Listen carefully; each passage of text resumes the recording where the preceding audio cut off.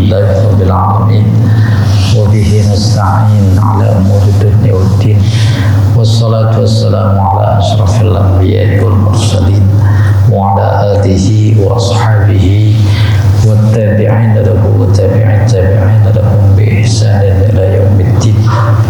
Amma ba'du fa ya ibadallah, usikum wa nafsi bitaqwallah.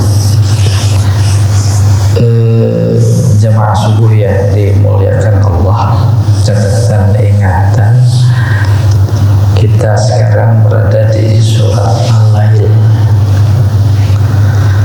Untuk mempersingkat waktu kita mulai. A'udzubillahi minasyaitonirrajim. Bismillahirrahmanirrahim.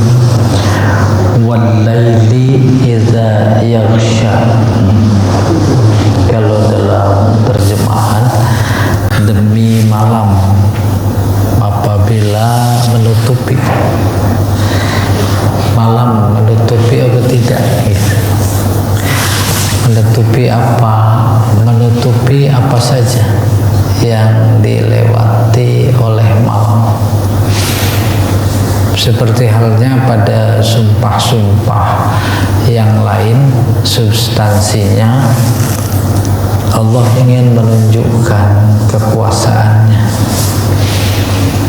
terkait dengan ciptaannya yang disebut dalam sumpahnya. Malam, al-lail pada mulanya artinya bukan malam. Pada mulanya artinya hitam. Sehingga bangsa Arab sejak zaman jahiliyah ingin menyerupakan sesuatu yang hitam, itu hitam seperti malam. Kalau budaya kita, hitam seperti apa? Rambutnya hitam seperti apa? Seperti arang. Nah, bahasa itu budaya. Mereka nggak kenal arang. Tak ada yang lebih hitam dari malam. Maka kalau ada orang hitam kayak malam, pada saat yang sama malam, al-lail juga artinya gelap. Yang terdetik dalam pikiran kita ketika menyebut al-lail, makna awalnya adalah gelap, makna awalnya adalah hitam, itu makna-makna physically yang bisa diindra. Tetapi di balik itu ada makna yang jauh lebih dahsyat. Kalau dibahasakan ya gelap juga. Contoh, ada anak yang durhaka dalam tanda petik, terbiasa makan, minum, mengkonsumsi yang terlarang, sudah kecanduan, tidak punya uang lagi untuk beli obat. Akhirnya dia lihat di neneknya ada antingnya, ada kalung. Banyak kita dengar dulu di media sosial, dipotong anting neneknya, kupingnya dipotong, bahkan ada yang digorok lehernya. Tangkap Pak polisi, ditanya kenapa nenek sendiri atau ibu sendiri atau dipotong, apa jawabannya? Gelap. Itu makna yang imaterial, baik yang makna physically atau yang imaterial. Al-Quran juga menyebut kata gelap dalam sebutan yang lain. Apa itu? Zolam, zulumat, itu artinya gelap.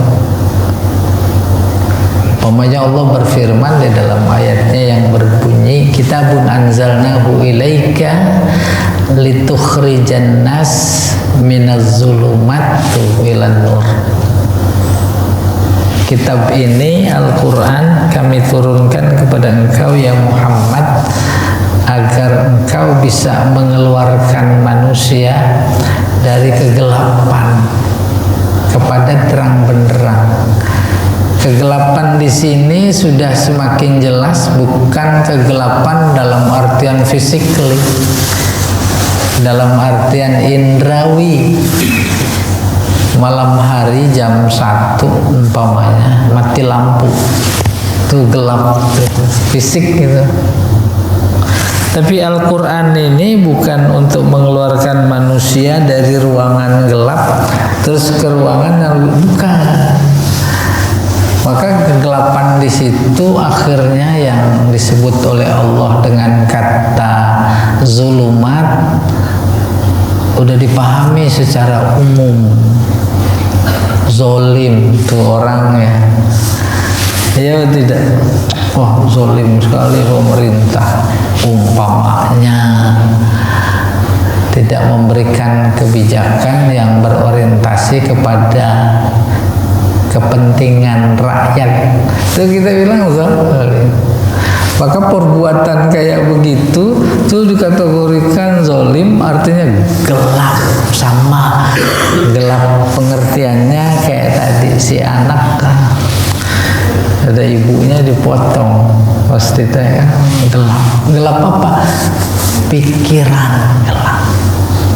Baru kemudian berikutnya lagi zalim yang artinya imaterial, yaitu yang kita pahami tak berorientasi kepada Allah. Zulumat dimaksud dalam ayat tadi sesat, kayak begitu memahami bahasa Arab. Oleh karena itu ayat yang berbunyi kitabun anzalnahu ilaika litukhrijan nas minaz zulumat ilan nur, kitab ini aku turunkan kepada engkau ya Muhammad agar engkau bisa mengeluarkan manusia dari kesesatan kepada petunjuk. Ini makna harfiah al-lail ya, merembet ke sana-sana. Konkretnya Al-Quran diturunkan di zaman Nabi untuk mengeluarkan mereka dari kegelapan pikiran, yaitu kesesatan. Kayak apa konkretnya? Konkret kegelapan dimaksud yang bukan Tuhan dianggap Tuhan. Gelap apa enggak? Nah, ini kayaknya gelap semua. Curhat luar biasa ya. Oke, ada Tuhannya, ada batu, ada matanya tapi nggak ngeliat, ada telinganya itu berhala patung tapi nggak dengar, ada tangan tapi nggak megang, ada kaki tapi nggak bisa jalan, ada kepalanya bisa mikir apa enggak orang, disembah. Itu kegelapan yang paling luar biasa. Maka kegelapan dalam konteks itu nanti dia akan mendapatkan kegelapan yang lebih dahsyat sebagai balasan keyakinannya yang bukan Tuhan dianggap Tuhan. Kita kembali ke persoalan. Surat Al-Lail ini berhubungan erat dengan surat sebelumnya. Surat sebelumnya Asy-Syams, lalu kemudian lewat matahari yang diciptakan. Luar biasa, bukan cuma manfaatnya, yaitu lewat cahayanya, tapi dengan matahari maka kemudian menjadi ada malam dan siang, ada siang dan malam. Pada surat Asy-Syams yang disebut siang dulu baru malam, wan nahari idza jallaha wal laili idza yaghshaha. Tapi pada surat Al-Lail malam dulu baru siang, wal laili idza yaghshaha, terus baru wan nahar. Pertanyaan, duluan siang apa duluan malam? Ayo, Duluan telur apa duluan ayam? Tergantung telur yang mana, ayam yang mana. Seolah Allah berkata ketika pada surat Asy-Syams dia menyebut siang dulu baru malam, surat Al-Lail malam dulu baru siang. Bukan persoalan mana duluan mana belakangan, tetapi bisa terjadi ada malam berganti siang, siang berganti malam tanpa matahari. Ada. Dan emangnya matahari sendiri yang punya keinginan dia berputar dari pagi terbit di sebelah timur, terus terbenam sebelah barat, besok terbit. Emang dia punya kemauan? Siapa yang ngatur? Lalu bukan Allah. Maka diteruskan, apalagi lewat ilmu pengetahuan khusus terkait alam semesta, tak ada yang ditemukan kecuali kebesaran Allah. Itu baru matahari, belum lagi yang lainnya. Dulu kita udah lewat wassama'i zatil buruj, gugusan bintang-bintang, dilewati oleh matahari berputar, kemudian melahirkan bukan cuma malam dan siang, melahirkan pergantian bulan dan tahun.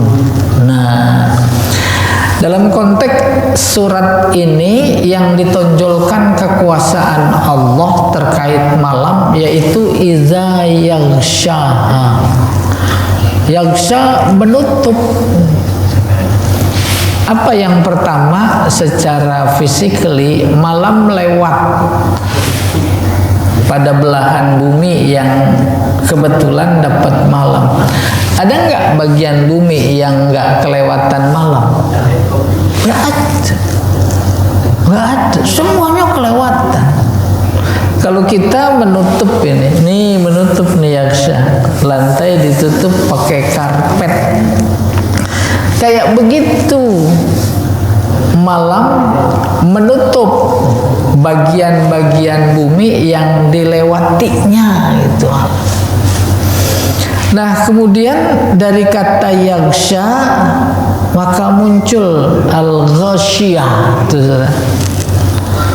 Hal ataka hadisul ghasyiyah. Ghasyiyah sama dengan yaghsha, gelap.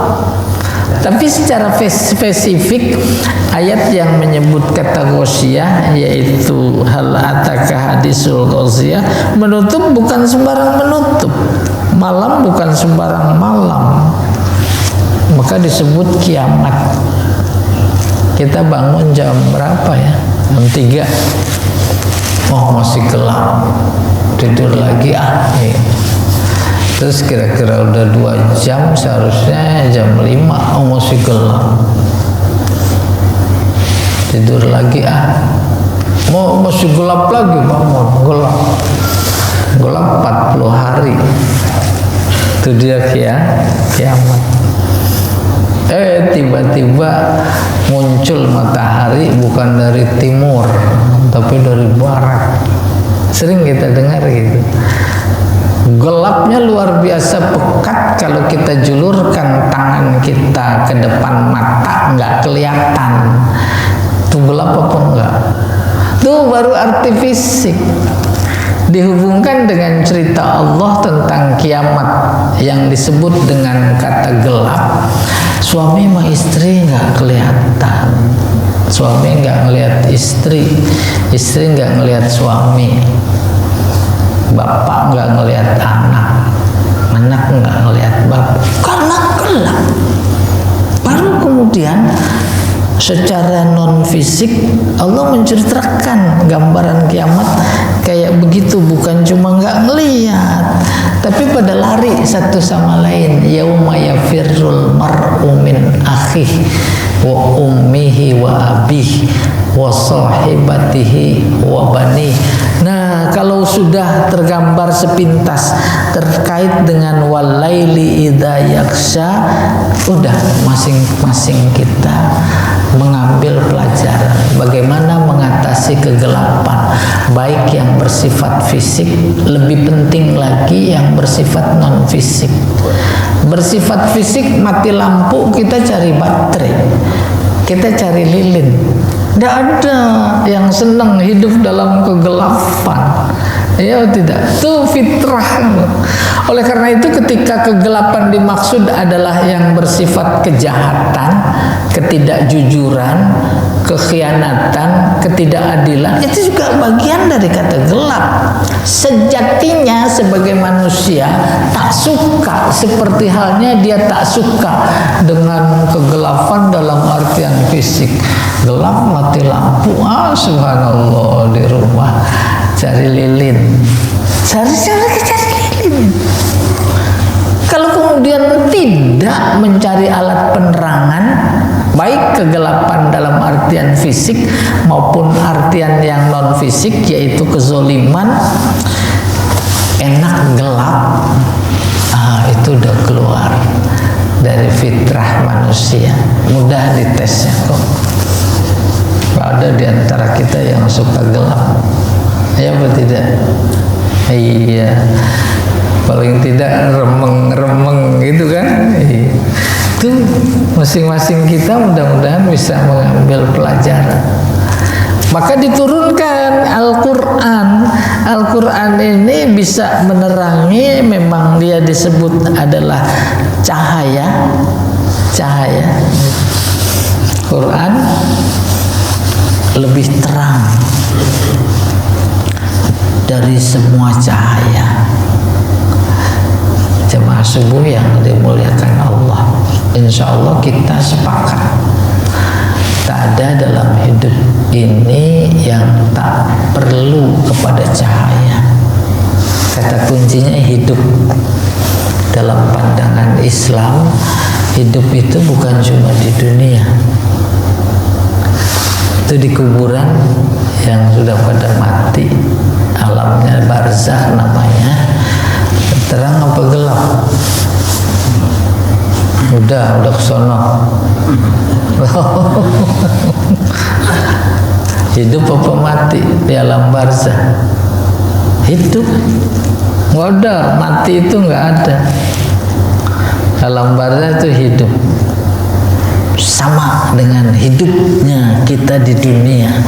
Hidup di dunia perlu cahaya, perlu, luar biasa penting. Dan ketika hidup, ya namanya hidup di alam manapun, termasuk di alam barzakh, perlu cahaya atau tidak? Sangat butuh cahaya. Bisa matahari itu tembus ke kuburan? Bisa kita bawa penerangan dari dunia mau masuk ke alam barzakh? Tidak bisa. Maka Allah dan Nabi-Nya menjelaskan, nih dia Al-Quran yang kita hafal, Al-Quran yang kita baca, Al-Quran yang kita pahami, Al-Quran yang kita amalkan, kemudian dikemas dalam sebuah kata namanya iman, kita bawa ke alam barzakh. Tuh iman kita yang bikin terang. Ya, demikian hubungannya dengan al-lail, gelap, iza yaksha, menutup. Kemudian wan nahari idza tajalla, demi siang apabila terang benderang. Itu kesannya masih fokus pada matahari. Gara-gara matahari ada malam, gara-gara matahari ada siang. Siangnya luar biasa terang benderang. Kita Indonesia sekarang sedang mengalami perubahan cuaca luar biasa. Panas sekali karena matahari. Dingin sekali, tidak seperti halnya pada bulan-bulan berikutnya. Itu karena ada fenomena begitu, matahari berada pada posisi terjauh dari bumi. Kembali wan nahari idza tajalla, yang ingin Allah sampaikan kebesarannya di sini agar kita menjadi tergugah. Emangnya tuh siang dia berubah sendiri? Tak mungkin.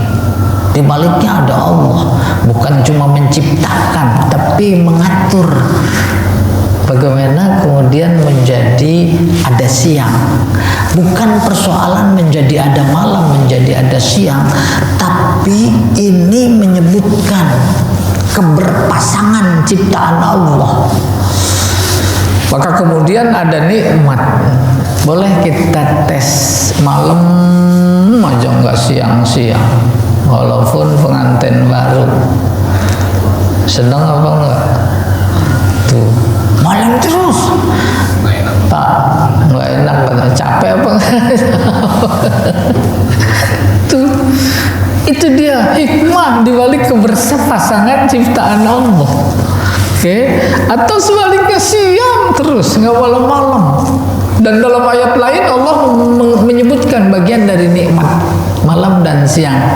Waja'alna al-laila libasa waja'alna an-nahara ma'asha. Sengaja diciptakan malam, ada hikmah, ada nikmat agar dia menjadi pakaian. Fungsi pakaian menutup, di samping menutup maknanya istirahat. Tuh kalau pada tidur malam pada pakai selimut apa enggak? Itu maksudnya itu kinayah ya. Selimut itu kinayah istirahat. Sementara siang dalam ayat yang tadi disebutkan ma'asya, waktu mencari kehidupan. Jadi sikap hidup yang Qur'ani, siang kerja mencari kehidupan, malam istirahat. Lihat fenomena sekarang, bahasa kita ungkapannya malam dibikin siang, siang dibikin malam, ya tidak? Tuh udah keluar fitrah lagi. Iya, kita teruskan. Wan nahari idza tajalla. Sumpah pertama dan kedua ini yang disebut ciptaannya di alam semesta di luar diri manusia. Substansinya keberpasangan. Maka kemudian berikutnya wa ma khalaqaz zakara wal unsa. Yang pertama bilang demi, wawunya sumpah lah, demi penciptaannya laki dan perempuan. Tapi versi lain ma di sini bermakna man, demi orang yang menciptakan yaitu Allah. Menciptakan apa? Laki dan perempuan. Boleh ngetes tadi, nggak ada siang malam mulu, nggak ada malam siang mulu, udah nggak enak, nggak. Apalagi yang ini nih, laki semua, nggak ada perempuan, atau perempuan semua, nggak ada laki-laki. Nah, bapak-bapak pada bikin guling yang banyak. Saya nggak tahu kalau ibu-ibu bikin apa ya. Tuh, bukan cuma soal laki dan perempuan, dalam ayat lain memang ciptaannya semuanya berpasangan. Ciptaannya yang luar biasa, berpasangan, dia sendiri yang menciptakannya heran dan kagum. Padahal dia yang menciptakan. Maka ayatnya diawali dengan kata subhana. Subhanalladzi khalaqal azwaja kullaha mimma tumbitul ardu wa min anfusihim wa mimma la ya'lamun. Maha suci Allah. Itu yang bilang maha suci siapa? Dia sendiri yang bilang. Kajian bahasa subhanallah itu menunjukkan kekaguman, maka dia kagum, dia sendiri kagum. Kok ciptaannya berpasangan? Tetumbuhan, ya, tetumbuhan berpasangan. Kalau kita tidak tahu bukan berarti tidak berpasangan. Bahkan ciptaan ciptaannya yang kita tidak tahu, yang kita tidak kenal, dia menyebutkan berpasangan. Luar biasa. Iya, wa ma khalaqaz zakara wal unsa. Sumpah, satu walail, kedua wan nahar, ketiga wa ma khalaqaz zakara wal unsa. Sebenarnya ada sesuatu yang ingin disampaikan. Dia ingin menyampaikan sesuatu kepada kita, diawali dengan sumpah. Fungsi sumpah menegaskan, apalagi sumpahnya lebih dari satu. Penegasan itu memberi informasi, menunjukkan lawan bicara, yaitu objek dakwah Nabi dalam posisi bukan cuma ragu, sangat ragu, tidak yakin terhadap kekuasaan Allah dalam konteks menghidupkan orang yang sudah mati, yang dibahasakan dengan kebangkitan. Oleh karena itu saya sering bilang fungsi, bukan fungsi, tema sentral dakwah Nabi adalah tentang kebangkitan. Kenapa? Sikap hidup mereka menyembah bukan Tuhan tapi batu yang dia sembah, itu menunjukkan dia tak percaya adanya kebangkitan. Bukan cuma tak percaya, tetapi dia menuduh Allah tak mampu. Mana mungkin Allah bisa menghidupkan tulang belulang yang sudah jadi tanah, kayak begitu. Maka jawaban Allah nggak model kita. Ketika mereka tak percaya Allah mampu menghidupkan dan bahkan menuduh tidak mampu, tak mampu. Jawaban Allah apa? Coba lihat tuh kekuasaanku, kedikdayaanku, kehebatanku dalam konteks yang lain. Maka dia berfirman, alam naj'alil arda mihada wal jibala autada wa khalaqnakum azwaja wa ja'alnakum apa terusnya? Azwaja wa ja'alna naumakum subata wa ja'alna al-laila libasa. Apa maknanya? Lihat bumi yang aku ciptakan, kau hidup di permukaannya dengan penuh nikmat, senikmat bayi yang ada di ayunan itu. Lihat aku ciptakan gunung-gunung dan seterusnya, kayak begini, memudahkan pahamnya. Ustaz siapa namanya? Hah? Warno. Hah? Ustaz Tono. Ustaz Tono saya tanya, masih kuat panjat pinang? Ayo menjawab. Kuat apa? Sian ya. Ini udah Agustus sebentar lagi. Sebenarnya kuat dia. Tapi jawaban atas pertanyaan masih kuat panjat pinang, dia Allah nggak menjawab kuat, enggak begitu. Jawaban Allah dari uslub Al-Quran yang ada itu baru timbang panjat pinang. Tuh, panjat Monas saja aku sanggup, nggak pakai tali, ya kayak Spiderman masa kalah. Itu jawabannya. Allah dituduh tak mampu menghidupkan orang yang sudah mati, kampung yang sudah porak-poranda. Jawaban Allah kecil. Tuh, dalam konteks ini tuh yang bikin malam siapa? Bisa menutup. Terus menggantinya dengan siang siapa? Yang memutar matahari, terbit di timur, terbenam di barat, siapa? Belum lagi fisik matahari itu luar biasa. Oleh karena itu ada tersirat ketika dia dituduh tak mampu membangkitkan, ya, menghidupkan orang mati, kecil. Oke, kembali sumpah dalam konteks ayat ini yang hendak disampaikan, inna sa'yakum lasyatta. Ini yang mau disampaikan. Sa'yun, sa'i, habis tawaf sa'i, lari-lari. Ini simbol. Sa'i secara harfiah artinya usaha. Maka Siti Hajar tahu persis sekitarnya tidak ada air, tapi tetap nyari. Mudah-mudahan kita dapat pelajaran. Dia cari Bukit Sofa, mungkin di balik bukit itu ada air, nggak ada. Terus ke Marwah, mungkin di balik itu ada air.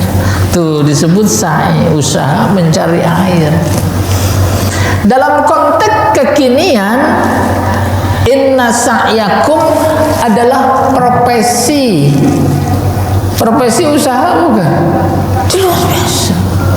Apalagi profesi-profesi pada konteks kekinian modern itu luar biasa. Yang dulu nggak ada, sekarang ada. Kalau dulu jualan korma, jualan anggur, jualan beras, jualan bawang. Sekarang ada namanya jualan jasa. Ada nggak? Jasa barangnya kayak apa itu ya? Jual jasa. Allah menyatakan profesi usaha kalian itu banyak sekali, lasyatta, banyak tak terhitung. Apa maksudnya?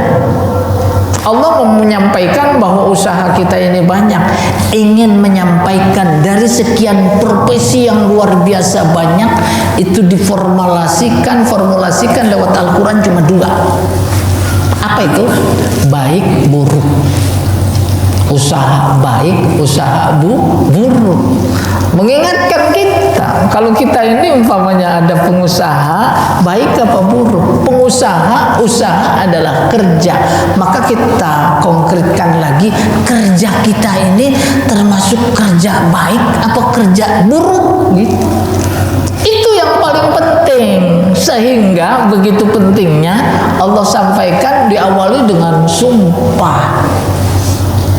Baik atau buruknya sebuah pekerjaan, Nabi sudah bersabda dan Al-Quran juga berfirman, innamal a'malu binniyat. Ini dia intinya, hati-hati kalau kerja. Niatnya itu termasuk ke Mekah pergi haji kah, umroh kah? Yang dilihat kan niatnya. Jangan dikira kalau pergi haji otomatis ibadah, kalau ke Singapura belum tentu. Bukan gitu. Dua-duanya bisa belum tentu. Ya tidak. Luar biasa godaan berangkat haji terkait niatnya. Maka lihat tuh di Al-Quran, kalau haji lillahnya di depan, kalau sholat kan di belakang. Fardhu subhi raka'ataini mustaqbilal qiblat, adaan imaman atau makmuman lillah, lillahnya di belakang. Tapi kalau haji Allah tahu banyak bisikan, godaan, dan memang lebih berat. Lillahnya di depan. Walillahi 'alan nasi hajjul baiti man istata'a ilaihi, itu di depan. Oke, kembali, inna sa'yakum lasyatta, profesi kalian banyak sekali. Dari sekian yang banyak yang Allah ingin tegaskan karena kasih sayangnya cuma 2, baik sama buruk. Baik sama buruk, tergantung niat. Diingatkan kita tentang niat bekerja. Iman dalam Al-Quran selalu digandeng dengan kata amal. Maka orang mukmin harus kerja, orang mukmin harus usaha. Hubungannya dengan yang tadi baik buruk, seorang mukmin sejatinya kerja, dan kerjanya adalah kerja iman. Apa maknanya? Iman yang mendorong untuk kita bekerja sebagai mukmin. Apapun profesi kita, di bidang apapun, politika, ekonomika, sosialkah, budayakah, dan lain-lain. lain termasuk olahraga itu kerja iman. Nah ini yang ingin ditekankan, sampai-sampai Allah mau menyampaikan itu pakai sumpah, inna sa'yakum lasyatta.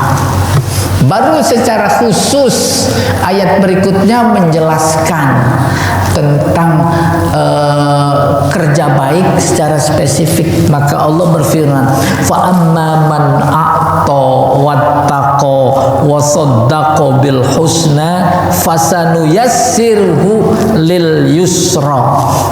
Adapun orang yang memberi atas dasar takwa, membenarkan balasan yang baik, akan kami lipatkan kemudahannya untuk mendapatkan kemudahan.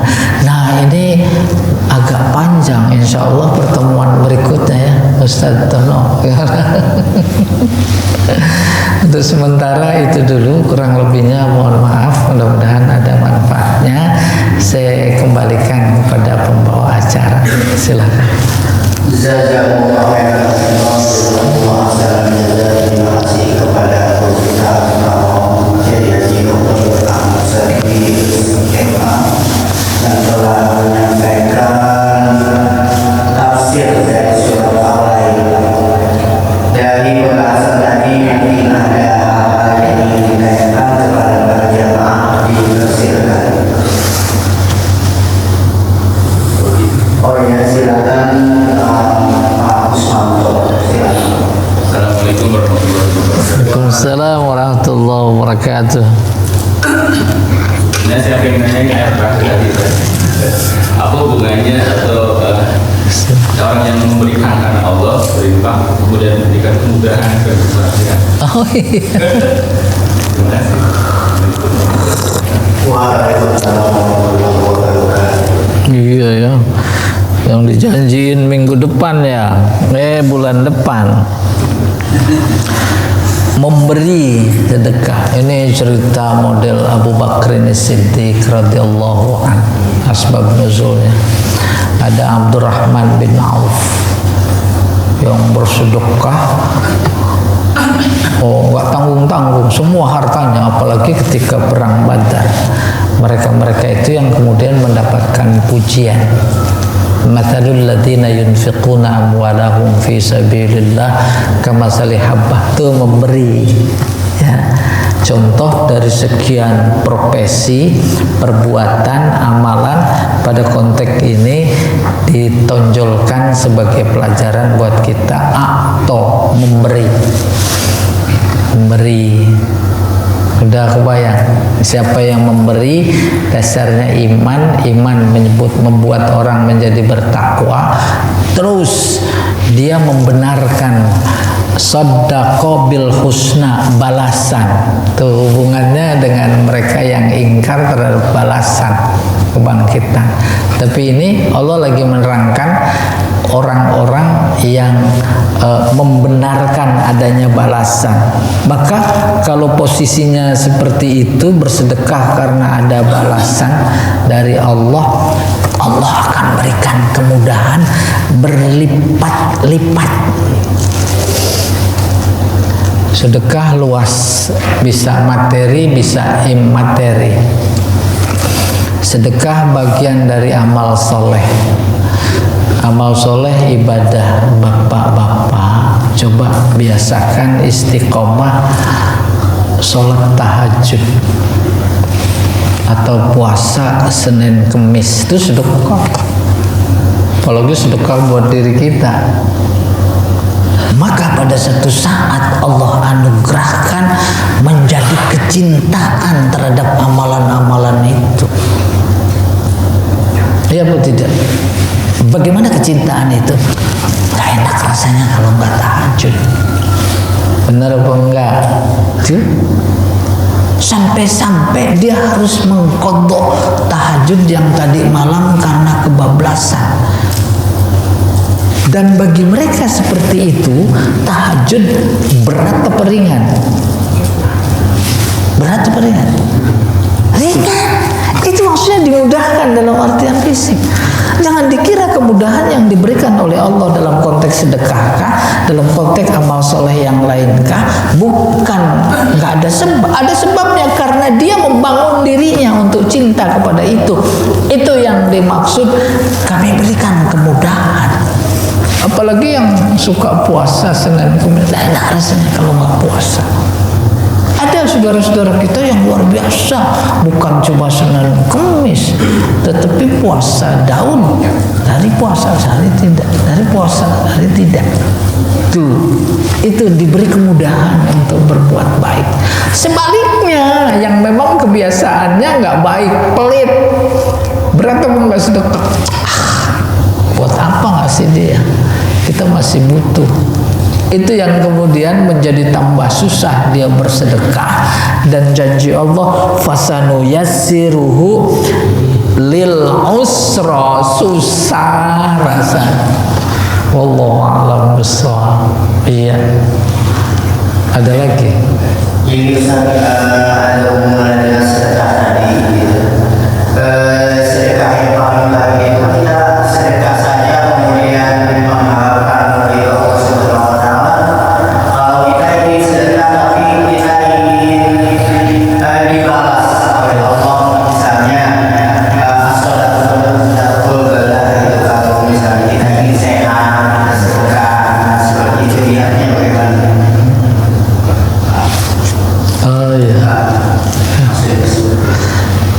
Bahkan memang Allah janji mayyamal misqala dzarratin khairan yarah, kebaikan sekecil apapun pasti dibalas, maka kata-kata dibalas dijadikan sebagai pendorong. Kata-kata dibalas oleh Allah ya sebagai pendorong. Oh, Allah senang. Yang Allah tak senang kita berbuat baik, pengen dibalas oleh Dia, bukan selain Allah. Marah Allah. Mana marahnya? Dianggap dia mendustakan balasanku. Tuh lihat, ara'aital ladzi yukadzibu biddin. Tahukah kalian siapa saja orang yang mendustakan balasan? Yaitu orang-orang yang beramal karena berharap balasan dari orang, bukan dari dia. Maka Allah marahnya, kan sudah aku siapkan balasan, kenapa kamu minta balasan dari dia? Tuh, boleh benar. Bahkan dalam rangka meningkatkan ibadah-ibadah kita, didorong oleh karena nanti ada balasan, bagus apa tidak? Bagus. Itu sholat subuh 2 rakaat. Kerja itu. Siapa di antara kita yang kerja tidak ingin mendapatkan balasan yang lebih baik? Oh, bacaan harus saya perbaiki karena akan dibalas. Beda dengan bacaan yang setengah baik, yang baik sekali, atau yang tidak baik.